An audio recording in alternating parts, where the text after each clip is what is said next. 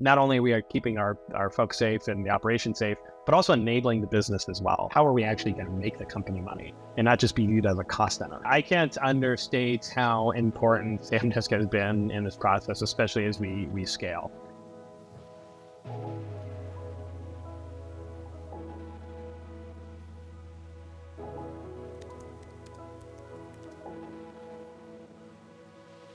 Hey everybody, my name is James Neufeld, CEO and founder at Samdesk. Super excited to have another one of our conversations with one of the Samdesk power users. And one of the reasons that we love, having these conversations and recording a couple of these episodes is really two parts. The first part is, we're building a product here, and one of the most exciting things about that is that it's getting used in a whole bunch of different ways that we ourselves here at Samdesk don't even know about sometimes. And so when we talk to our users behind the scenes, we get to hear a whole bunch of cool stories about how they're using the platform, how they're getting it integrated into their workflows, standard operating procedures, or just these kind of like cool stories that we hear that we ourselves at Samdesk would have never really conceived of. So that's just awesome. And we love telling those stories and unpacking those and fleshing those out with our users.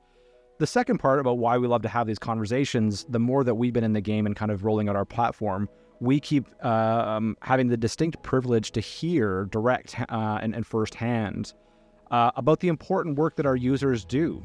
And that's one of the things that really inspires us here at Samdesk. So one of the things that we like to do with these conversations is just tell some of those stories. And it happens to be that a lot of our users do amazing, really important behind the scenes work. And there's a lot of job functions that a lot of, the outside world might not know about that really keep their organizations running smoothly, safely, and efficiently. So that's what we're trying to do here. And that's why today I'm really excited to introduce our next guest, Kyle Walsh. Kyle and I, we've actually known each other for a couple of years in a couple of different roles in the past, where Samdesk has made appearances in different operation centers that you've been part of and other job functions. So Kyle today is the senior manager of global security operations at Cruise. So hey, Kyle, great to have you on the show. Welcome. Yeah, pleasure to be here, James. Thanks so much. Awesome. So let's jump in. I guess just orient us and kind of, those watching a little bit, tell us a little bit about Cruise, what you guys are up to over there. You're up to some pretty cool stuff. Yeah. Thanks for the tee up. So I've been at Cruise for about 3 years now. And Cruise, we are developing autonomous driving technologies that'll primarily be servicing ride-hail and delivery. And so we're primarily operating in San Francisco. We have a foothold in the Phoenix market. We're also in Austin, Texas, and then just announced as well that we'll be in Houston and Dallas very shortly. So going to be in 5 markets throughout the United States. And my role is to make sure all that runs really well from a safety and security standpoint. So I run a GSOC team of a 24/7 operations center that we actually have split between 2 locations, one in San Francisco, one in the Scottsdale area, and it's all geared around protecting the people, assets, and the operations of the organization. And so leveraging technologies like Samdesk to ensure that not only we are keeping our folks safe and the operation safe, but also enabling the business as well. And so that's a big piece of what we do. Awesome. Looking forward to unpacking all of that. Cruise is super cool, right? I mean, just about the company itself a little bit, it's just fun watching the headlines. You guys have been breaking all kinds of records and firsts experiences. That's got to be such a cool mission and journey to be part of. It has been such a wild ride, no pun intended, so far in the sense that, got started just over 3 years ago there, and was unfortunately laid off from my previous position due to the pandemic constraints, right? And was really looking for an impactful role. And so I was able to connect with actually a former colleague of mine from Meta when I was there. And I think actually that's when I got introduced to you, James, at one of the conferences, and probably can get into some of that later. But I was able to connect with him, and he was looking for a GSOC manager, and so was able to really build the program from what was initially like an officer sitting in a room and looking at cameras and logging officer breaks to making something that's truly an intelligence-driven apparatus that enables the business. And so when I started, it was purely research and development. It was all R&D, and so we had cars going around, and they were doing some autonomous driving, but we always had a safety driver behind the wheel. We weren't actually picking up anybody, and certainly not doing any delivery. Fast forward 3 years later, we have over 200 cars on the road every single night that are picking up people and charging for rides, because the goal ultimately is to make some money and then kind of disrupt the industry a bit, to be perfectly honest, compete with the other four-letter companies in the ride hail space that are taking majority of the business so far. But the goal is that we're going to be able to do it safer, to be perfectly honest, and at a cost scale that's probably more palatable for folks. It's incredible, just from a technology standpoint, right? What Cruise has been able to accomplish and really, a real front runner in the space, just disrupting stuff. And we're all, I think, watching the videos online of just watching the autonomous cars and just the experience of being able to push a button, get an autonomous vehicle, pull up. And it's that real, it's one of those rare chances, I think, in technology to kind of get a glimpse into what the future that we've talked about for so long and envisioned in, all of the comics or what have you. And you guys are out there like actually executing on the vision, and that's awesome to see. And yeah, so you're hinting on those things, right, Kyle? I mean, that's, one of the things that we love working with you guys at Cruise is, first of all, just a big respect for the Cruise leadership team for having, you and your team there. I think a lot of other companies, they will bring in a corporate security specialist or, a GSOC, or they'll bolt these things on after the fact, right? I'm a big established company, the world is changing, or there's a lawsuit, or there's something that's gone wrong that is, driving the change. You've been at the forefront, like you're talking about, like the early R&D phase, and that I think just speaks so much to the culture and mission at Cruise of how do we disrupt technology. That's great, but let's do it in a safe way, right? Yeah, absolutely. And so it's been such a unique experience in the sense that, the company itself is roughly 9 years old, but the global security apparatus within it is kind of a startup within the startup in some ways. And we recognized really early on that we weren't just going to be able to, and really shouldn't, be mirroring exactly what we've done at prior organizations. What we've done is we've taken the best aspects of organizations that some of us have worked with in the past, dumped the things that didn't work well, and also create something that's entirely new for this space. And I touched a little bit on it earlier, but I'm all about enabling the business to be able to move forward, right? And it's not just about gates, guards, and guns, or cards and guards. There's a few different ways that folks describe that, but although that's a super important part of what we do, it's how are we kind of I'll keep saying it over and over, but it's true, like enabling the business, but also enabling like our stakeholders to be able to operate safely in a way that feels organic by providing the right guardrails in place and the right intelligence, and the right, kind of the right protocols to ensure that we're doing things that make sense for the uniqueness of the environment. Yeah, awesome. No, I love that phrase, and I love, I think if I think back, Kyle, you're probably one of the first people that I've met in the industry that has been championing that position from day one. I'm a business enabler.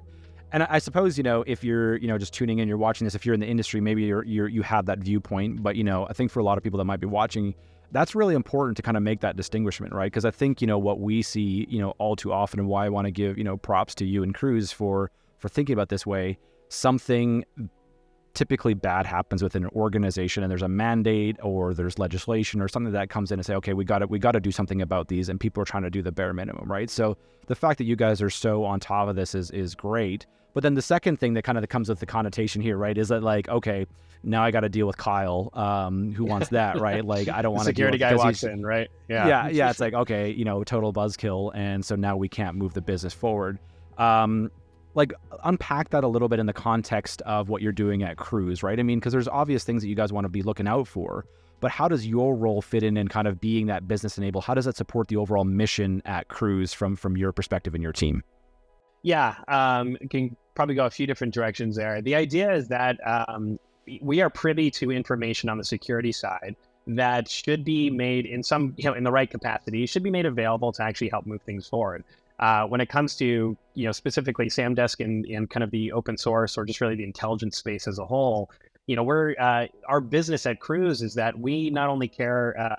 Well, let me back up. The business at Cruise is really about picking up, folks and delivering them places, or picking up food and delivering those to people. And so the idea is that we have the information available to us at the all hazards level. It should be made available to our commercial operations partners to ensure that we're running safely. So taking a step back and looking at like security as a whole, most of the organizations I've been a part of or partners that I speak with are concerned about things happening directly around their assets. Well, that gets really tricky at Cruise.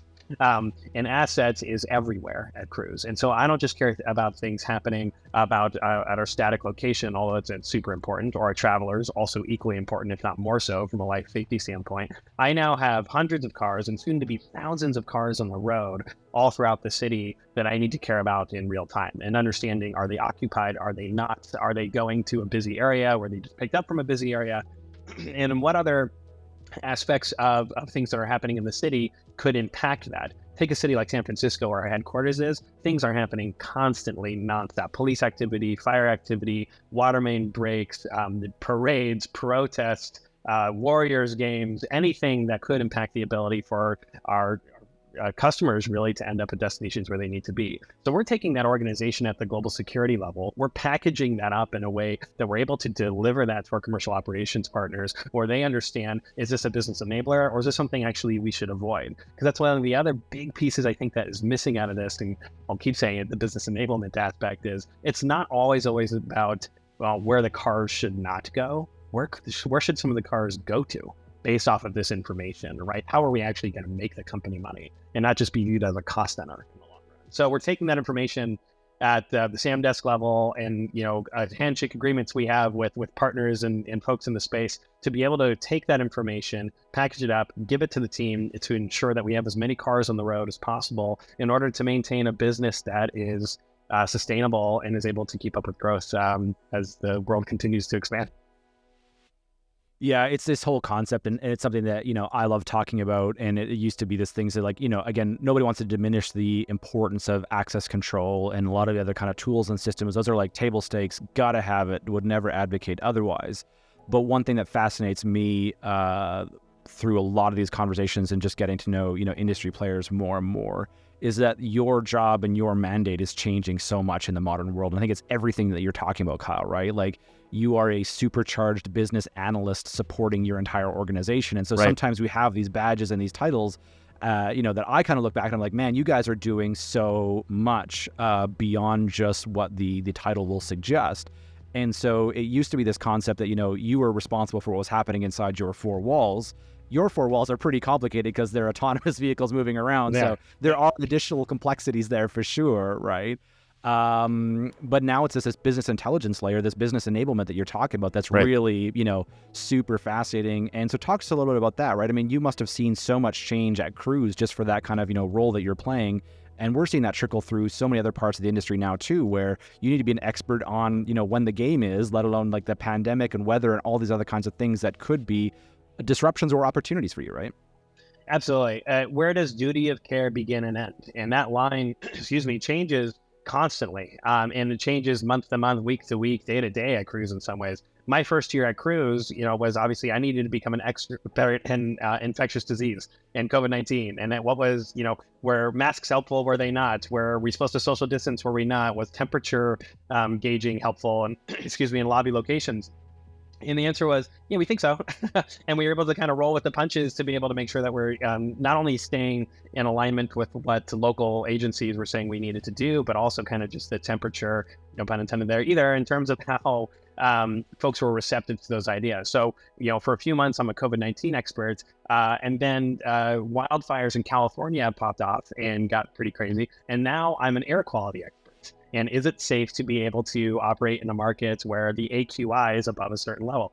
So now all of a sudden, the people are looking to me to be able to understand that information and leveraging tools like Samdesk to be able to tell me, is this bad or not? And not only just from an air quality standpoint, but like, should people be evacuated from those areas?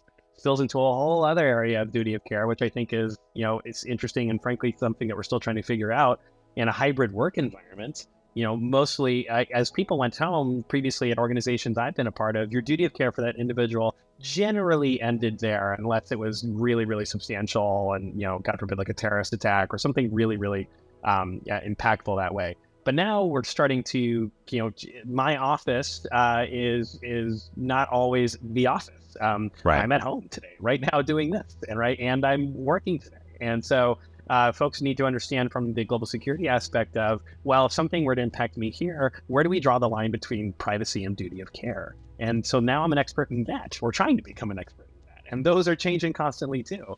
And then, of course, as we got more and more cars on the road and they are actually driving autonomously, and it's understanding where those are and how can we then evolve our processes in a way that are not just manual. As I mentioned before, our GSOC team is currently intaking this information, doing a quick risk analysis basically on it, and then packaging in a way that needs to go to the commercial operations team. But how can we automate some of that? How can we put scores associated with things to help people understand in more real time as the business continues to grow, that we're not not hindering the business in any way? So you're right. I've had to wear so many different hats, and I'm continuing to wear different hats. And now I'm having to, as the cruise is expanding, we're not going to have traditional offices in a lot of our markets. We have, these deployment sites with minimal infrastructure. And so now I'm trying to become an expert in rapid deployment technology for securities and putting the onus of risk back onto the folks that are actually on site to make smart decisions based off of guidelines that we give them. And of course, the intelligence that we're receiving.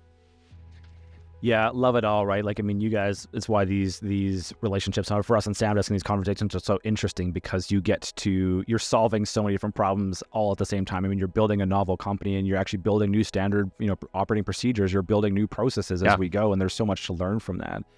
And so let's unpack that, I guess, a little bit. So there's so much change. You guys, your roles are changing. You're experts in all these different things, right?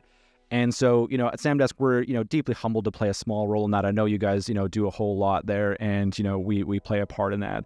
But I'd love to understand, I guess just kind of take us through what real-time, signals have meant for you when you're trying to build these, systems and procedures, right? I mean, you have your responsibilities there. How is Samdesk helping you with some of those things? I'd love to unpack that a little bit. Yeah, I can't understate how important Samdesk has been in this process, especially as we scale. So I mentioned it earlier, and I'll go a little deeper there in terms of we're unique in the sense that I don't just care about what's happening around my office locations. I don't just care about what's happening to our travelers. Those are very important, and I don't want to discount that at all. But really, where the bread and butter of our business is going to be these vehicles on the road.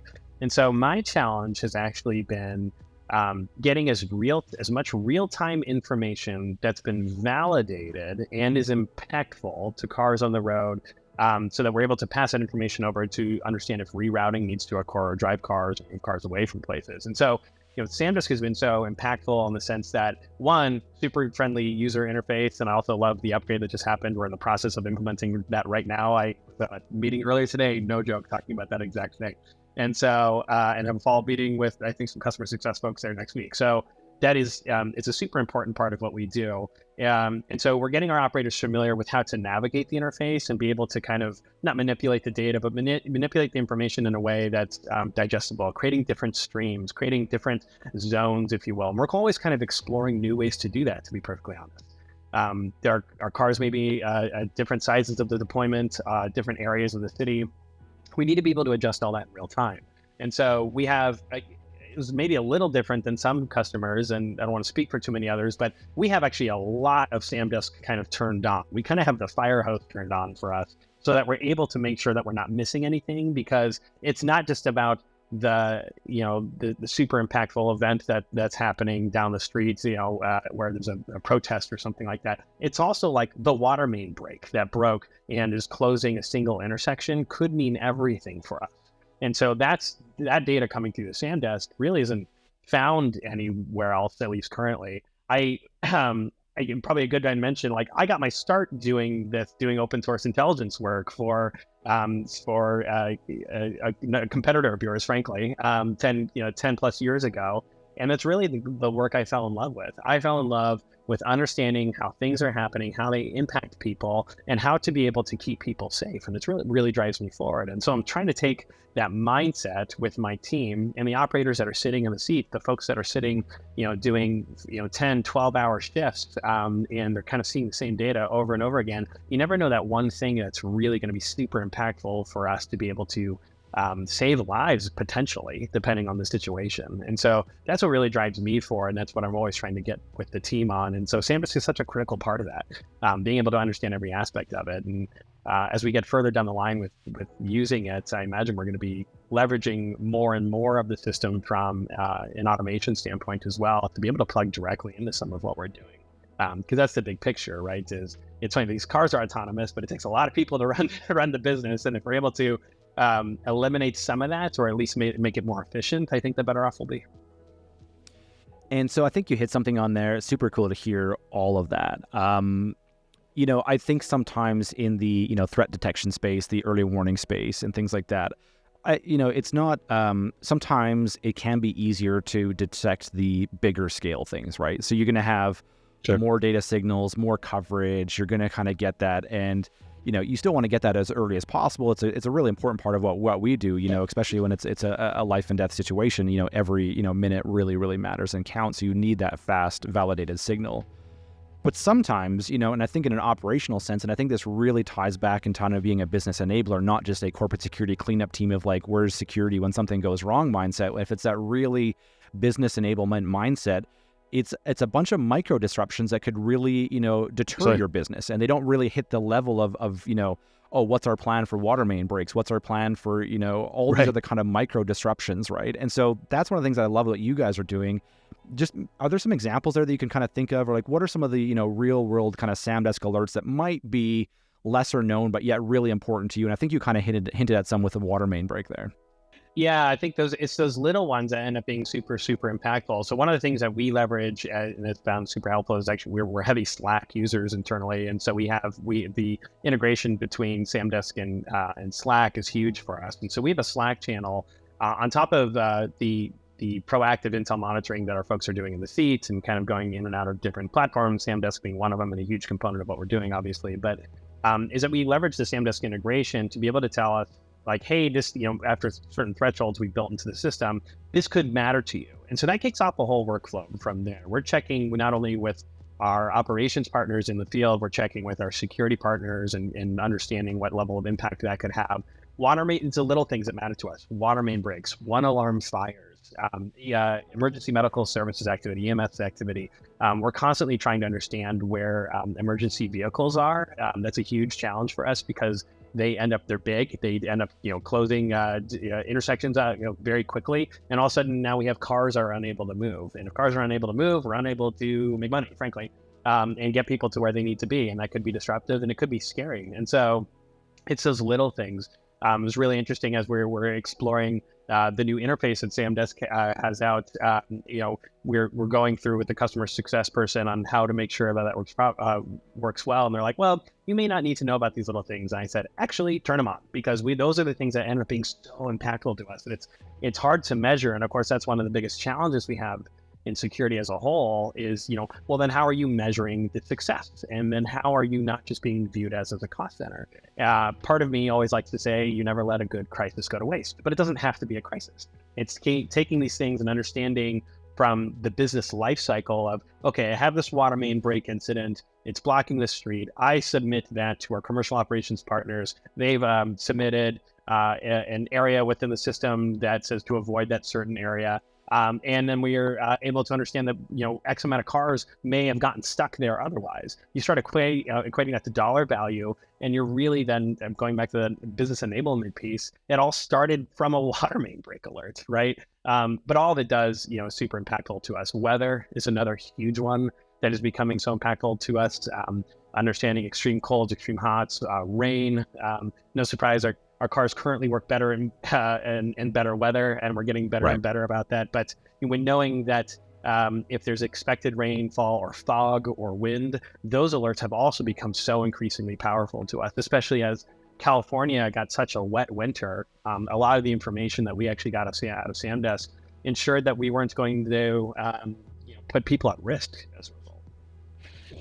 Yeah, it paints a different picture, I think, of like what can commonly be pictured as like, just a threat intelligence tool or just kind of it's reframing that thinking, and something that we talk about a lot and kind of think about and we try to describe. It can be kind of a nebulous concept at times that we try to describe it with our customers all the time as like this approach to proactive security versus reactive, right? Absolutely. And I think that's what you're describing, right? I mean, there's two ways that your team or your organization could have handled that, right? You could have waited for the 5-car, not pilot, but you could have waited for a lot of assets or people being stuck behind an unknown incident. You get a bunch of inbound calls into your GSOC, or you're getting a whole bunch of operations team what's going on? Yeah. But that's the norm though, right? Like a lot of people are still taking inbound calls and then figuring out what needs to be, then figure out what the problem is, right? Of course, yeah. I mean, and that's a huge part of. I think it's also important to remember, like, Samdesk is one part of kind of the intelligence apparatus of what we do. There's kind of the human side, and kind of direct responders or direct people in the field that let us know things that are going on. We're also working on things to have the cars let us know what they see. These cars are so smart and and able to do so much. They're actually privy to the information being out in the field that could be valuable to us from a risk perspective, right? They automatically understand if there is a siren behind them, right? They know when to pull over. They automatically understand if there's flashing lights, that then it could be an emergency vehicle. So if we're able to actually pipe that data back into us and then understand to leverage that to keep the fleet safe and in turn our people safe, now we're talking about like a true cyclical nature of how Intel works and how it really should work from a corporate security perspective, so that it's all encompassing. And we'll get there. I think that's just part of, this is an iterative process. And I feel like I say that in all these meetings I'm a part of. I'm a huge believer of like, well, let's just get the foot in the door. Let's start small. Let's get in there and do some things so that we can grow and expand that. I remember doing that back when I was at Facebook and getting the Samdesk stuff for the crisis response. We started small and it really grew. And happy to say I visited some of those folks recently and I saw Samdesk being used still. And so very, very cool. No, we've done some very cool work with the folks over at Meta and other places. It's really inspiring, and just really watching that snowball go of AI for good and just other kind of applications as well beyond and trust and safety teams, and it's taking on a life of its own, which is super cool. But turning that back to kind of there, I think I don't want to gloss over that, Kyle. Where I think when we do a lot of these visitations, I'm continually surprised at how many people are still. They call it a global security operations center, or like they'll have a threat intelligence team. They'll have these kinds of different things. At the end of the day, what I see most often is just it's a call center, right? Like they are getting people in trouble, and that's already one person that you are, right. That's behind that's a great point. Yeah. And you guys are pioneering this way of even what you're talking about getting through feeds from your fleet and vehicle is crazy cool. But to me, it always speaks to that mindset of how you want to go about it, right? It is not a bolt-on. It is a core part of your innovation cycle and a core part of what you're doing. So I'd love to unpack then, I guess again, take this how you will, right? And I think this is tricky because we've been working with you guys for a while. I'm not sure if there was a life before Samdesk with you guys, but I like to unpack that a little bit. Like what was, how do you do this without, Samdesk or otherwise, I guess those tools, or if it was before there, right? Is it, would your operators just be hitting refresh on like the local, how do you be, proactive if you don't have a tool behind there? And what does that look like from your experience? Yeah. And the short answer is, I don't think you can, without having an insane amount of money dedicated towards headcount overhead, right? So one of the best things I think that makes Samdesk sell itself is that I'm able to pretty much directly correlate, like, Samdesk makes me allow to have less people looking at things, and leaders love that, right? Ooh, cool. We don't need as much money for this specific thing. We can invest into other aspects of the business to make money. And so, which I totally get. When you start thinking about dollars that are allocated for the organization, right? Security, do I invest in security where the metrics on how you're enabling the business are not always super clear cut, or do I invest in the technology for the cars where I know that is going to make us money? And so being able to invest in tools like this where you are able to kind of show that direct correlation is huge. And so specifically for crews, one of the first tools I went out and got was Samdesk. It was like, no joke, one of the first calls I made. It was like mass notification and incident management and Samdesk. And I remember, I think, emailing you on one of my first days and being like, we need this in here. And so so before that for crews, they weren't doing much of it, but I'll know from experience from other organizations, it's just so much harder. You end up building, tweet decks and other tools that you kind of understand how it works, but you're constantly pressing refresh. You're totally subject to the quality of the information that's coming at you, right? And Twitter's a fire hose of who knows, right? And it could be anybody reporting anything, and there's no validation occurring. It's a bit of a nightmare. And so you then have to end up getting people who, not only a lot of people, but a lot of people that know exactly what they're doing and exactly what they're looking for. And it's such a niche capability to be able to do that. What's great about Samdesk is that you don't have to be necessarily an intelligence expert. Of course, if you know more about the space, and I think actually Samdesk is a great learning tool for that. then the better off you're going to be. But I am able to put operators in front of that system, give them some basic guidelines, and they go, oh, I get it. And that's huge. I mean, like I always talk about when I'm looking at UIs for systems or usability just in general. I always give the example of like an iPhone. It's like someone, the first time you ever handed an iPhone, no one really taught you how to use it, and you kind of get it pretty quickly. Samdesk is really similar, and I think if you're able to harness that and then build upon that, then the better off you'll be. So, very long way of saying is that I don't know if it is possible, especially nowadays with the amount of, unfortunately, misinformation that exists too. Making sure that you're having the real-time information that is credible, I think makes just a world of difference. We don't want to be sacrificing money-making opportunities, frankly, for intelligence that we're not confident in. It's just not worth it. And that's where I think artificial intelligence just generally as a whole, obviously it's been exploding lately, and it's making even more and faster advancements, right? But I think we think about it in a very similar way as you, Kyle. I think a lot of companies are making they're making trade-offs and decisions that they don't have to be anymore, frankly, right? Like they can leverage technologies to have cost savings, to create better teams that support the business. And I think, a lot of, folks are still coming up to speed to think that it's some sort of trade-off. I need to have AI and verification. It's like, well, no, you can actually get really far on both of those and really set up like your team for success to bring it that last mile of you're going to have that specialty of your business requirements. You're always going to be the best at what you do in your team, right? How can we run it up the field as far as possible for you to take it that bit so you guys are really focused on what you do best, right? And so I see that a lot where I think some of the conversations are still perhaps a couple years old thinking in some regards, right? And you're just like, you can have speedy, you can have it relatively, credible, you can build systems and tools and procedures, you can automate a lot of these kinds of things if you have the right triggers and kind of thresholds in place. And those are just little micro things you could all add up that really support that kind of business enablement and enable really small teams, right? Because you'd walk us through there. What is your team dynamic? What is the size and kind of, footprint of your team in relation to, the mission you guys have is huge, but your team is not hundreds, if I understand correctly, right? Not even close, right? So Cruise is roughly 3,000 employees. You double that with the amount of contractors, I would guess. And the security team of full-time employees, we're about 13 or 14 people, right? So you're talking about 13 or 14 people that are responsible for the safety and security of a 3,000 person organization, not including the contractors that all help the mission move forward as well. So really closer to 5,000, I'd say, with everybody that's involved. That's not to also say that we kind of employ our own contracting workforce that helps us do the job. So specifically for the GSOC, we're evolving and growing. As I mentioned earlier, we were first part of when I first walked in the GSOC, no joke, it was a person sitting in there and looking at cameras and logging officer breaks. And I went, okay, there's a lot of work here, and was able to really transform it. And so that was based in San Francisco. That is still where the company headquarters is. We still have our team there.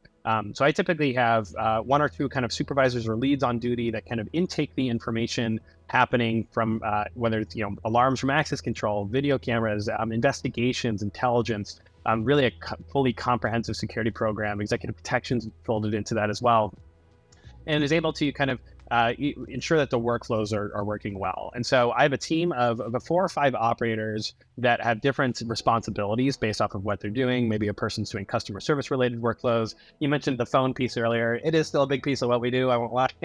And of course, we actually are always trying to put that white glove level of service in the sense that all back to that business enablement and being a critical, infrastructure piece for the organization. We're a service for the organization as well, right? We're always thinking about how can, do you have a question? Do you have a concern? Did you see something? Our best eyes and ears are quite literally our folks who are on the ground.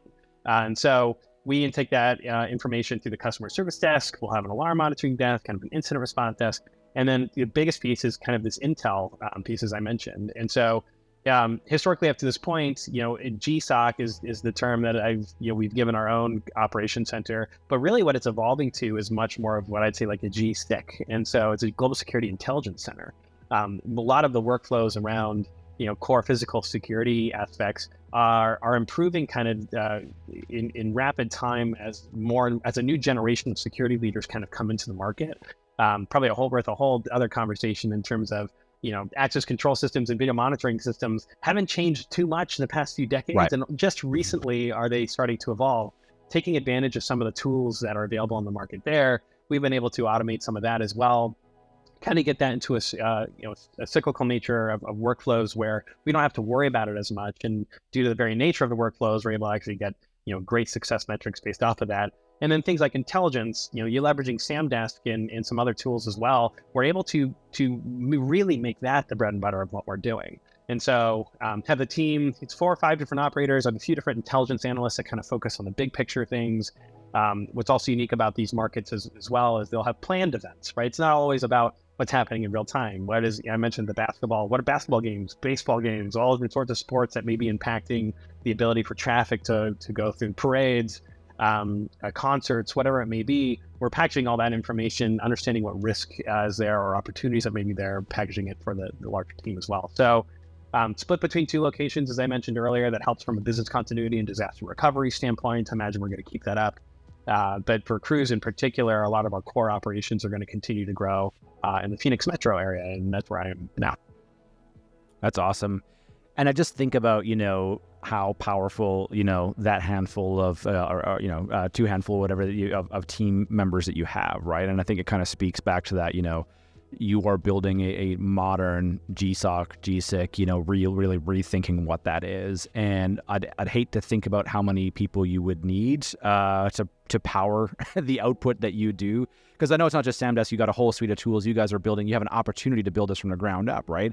And so I think the alternative, manpower required to deliver your team's output is a whole other conversation. It's a whole other math exercise. It's just a lot more. I'd like to think. It takes a village, outside of just the operators too. I mean, I have project coordinators that work for me, implementation specialists, and from that standpoint, it does take a good amount of manpower and understanding just to not only get in place, but governance, training. Training is such a huge part of what we're doing as well, and having folks really understand not just how to do something, but why are they doing something. Context around this, I think, is so pivotal, especially in intelligence-driven work. If you don't know why you're doing something, you don't feel empowered to do it correctly or really care. And so I spend a lot of my time and energy talking to my officers and my operators one-on-one and just being like, listen, this is why this is important. And here's kind of the business plan. Does that make sense? And then giving them the opportunity to ask questions and be a part of the business growth as a whole. And from then, although it's a lot of people, it's one team and you're driven together and really making an impact. Again, it speaks to your ability as a leader to have that time and to do that, right? I mean, if you have hundreds of people, it's just more difficult, right? It's just more difficult to create, right? And so you have a higher functioning, more leaned in, more informed team from leveraging technology that just keeps that footprint within your grasp. And you have a high performing team that cares, that ultimately will be felt by your customers, by your colleagues in the business, right? It's that virtuous circle that just, many benefits of that. So that's super cool to hear. Yeah, that's awesome, Kyle. I really appreciate you hanging out, kind of chatting on there. I know we're kind of running over the time limit here, but we could probably keep going for days, I think, on a couple of different topics here. Definitely. But anything else in closing that I haven't touched on that you think would be relevant, to kind of touch on? Yeah, I think just as a thank you to you and the Samdesk team for building the product you have. And I really encourage anybody who hasn't, spoken with you or the Samdesk team to really do so. What I really like about you guys too as well is that it feels like I'm working with a boutique organization a lot of the time. And we've been able to build products kind of together that almost feel bespoke to my environment. But I know that's not necessarily the case, which is kind of the beauty of it all. And so I think just a call out for leaders as a whole out there in the security space is to just continue to look for ways to drive your business forward through the work that you're already kind of doing. How are you going to ensure that, I mentioned earlier, kind of let no good crisis go to waste, which is kind of the, wait and see opportunity. But from a proactive standpoint, how can you really understand your business better and have security be able to enable that? From my aspect, it's really ensuring that the cars are able to move forward. In other businesses, it's going to be totally different. But if you're not able to do that, and when budget cut time comes, unfortunately, security is one of those things that just gets looked at first. And so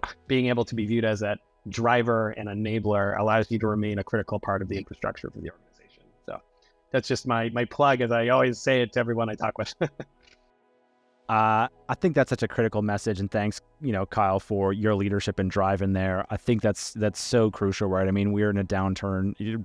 definitely in tech, without question, right? And I think that's it, right? I mean, what is the value that we drive to the organization? And I think it is the reactive teams that are going to have a harder time justifying their existence because leadership will not have seen it proactively. Right. They're not even going to be aware of it. So by the time it hits their desk, it's like, why do we have this? Right. Which is a travesty for us all in the industry, if that's even the question. It probably happens more often than we think, and that's where I appreciate your leadership and your thoughts that you're bringing to this, this conversation, but also at Cruise, right? Is, it's, you are, a business enablement. People will understand without a question, like, oh, what does Kyle and his team do? Yeah, that's awesome. They help me do what I need to do, right? That's not like, who are those guys? Right. Yeah. This mysterious security, oh no, guys. If they walk in the room, everyone kind of sits up straight. Don't get me wrong. It's still good to have a little bit of that, but absolutely. Definitely. All right, man. Thanks so much. Appreciate you hanging out. Yep. Thank you.